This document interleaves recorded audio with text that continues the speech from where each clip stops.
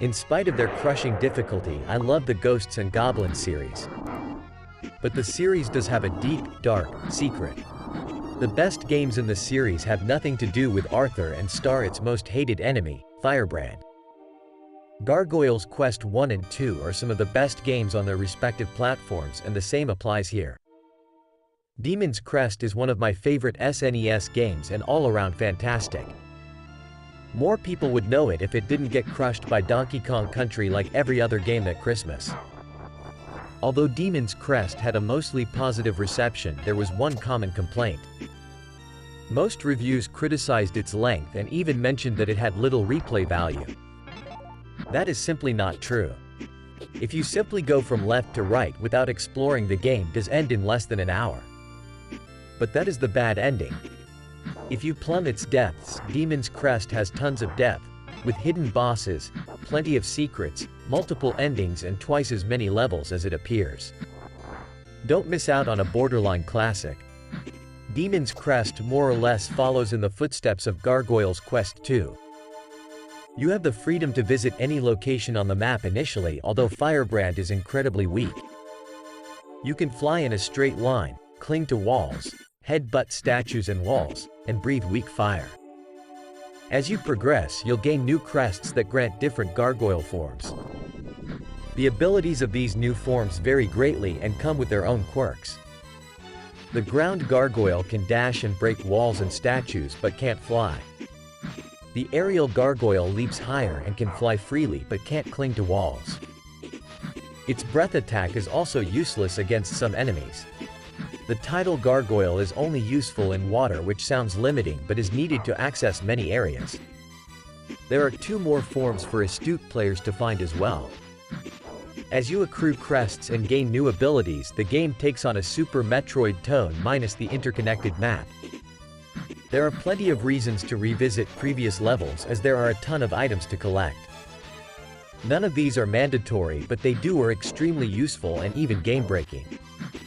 There are vellums to imprint spells, numerous potions, talismans that give passive bonuses and new abilities for Firebrand's base form.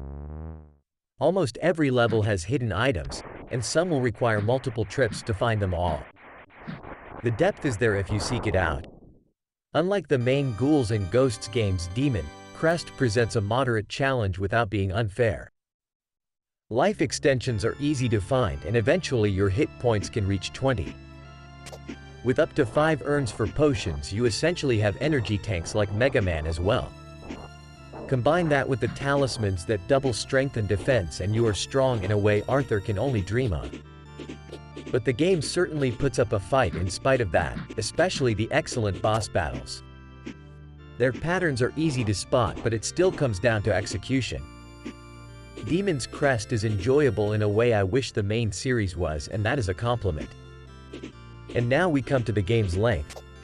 If you play the game straightforward, then you'll reach Phalanx Castle shortly. The ensuing boss battle is incredibly easy, and you'll receive the bad ending. But fully exploring the world will unlock new areas, and with all of the game's items and such, you'll get a few good hours out of it. While that is perfectly fine, it is almost criminal that the game isn't longer. Demon's Crest could have been twice as long, and I doubt the quality would have suffered. There is an ultra-secret boss that is one of the most difficult boss battles of all time for those that want a true challenge. Beating it earns the best ending, although it isn't much of a reward. Super Ghouls and Ghosts was already one of the best-looking SNES titles at release. Demon's Crest surpasses it thanks to gorgeous artwork and a creepy atmosphere. From a pure art perspective, this is one of the best-looking titles on the system. The sprite work is fantastic, featuring massive bosses that are immaculately designed with great animation. The initial undead dragon is just the tip of the iceberg, as subsequent bosses are just as impressive. And this is all without any elaborate special effects outside of the Mode 7 world map.